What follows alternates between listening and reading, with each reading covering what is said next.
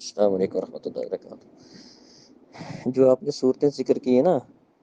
آپ نے لکھا ہے کہ اگر باپ نے آگ کر دیا ہو تو کیا اس دوران بیٹا فوت ہو جائے تو وارث بنے گا کہ نہیں بنے گا؟ پہلی بات تو یہ ذہن میں رکھیں کہ آگ کرنے سے بچہ وراثت سے محروم نہیں ہو سکتا۔ آگ کی شرعی حیثیت کوئی نہیں ہے، تو شرعاً ایسا کوئی مسئلہ نہیں ہے کہ کوئی بندہ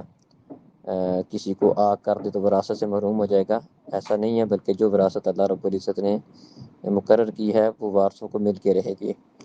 ہاں، خدمت کرنا نہ کرنا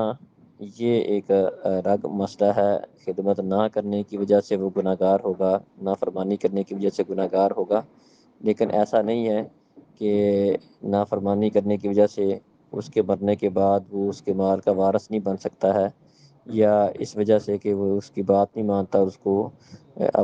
یہ دیکھتے کہ یہ میرے بننے کے بعد میری وراثت کا حقدار نہیں ہوگا اور وراثت سے محروم ہو جائے، ایسا نہیں ہوگا۔ تو باقی آپ نے لکھا ہے کہ اگر جس کو آگ کیا تھا وہ زندگی میں فوت ہو گیا، تو جو زندگی میں فوت ہو جائے وہ تو ویسے وارثوں میں نہیں ہوتا ہے، تو آگ کیا ہو نہ کیا ہو، تو وارث وہ ہوتا ہے جو مرتے وقت آدمی فوت ہوا ہے اس وقت وہ زندہ تھا۔ تو اگر باپ کے فوت ہونے سے پہلے جس کو آگ کیا تھا وہ بیٹا فوت ہو گیا ہے تو وراثت سے محروم ہوگا، لیکن آگ کرنے کی وجہ سے نہیں ہوگا، اس وجہ سے محروم ہوگا کہ وہ تو پہلے فوت ہو چکا ہے، وہ تو وارثوں کی لسٹ سے نکل چکا ہے، کیونکہ وارث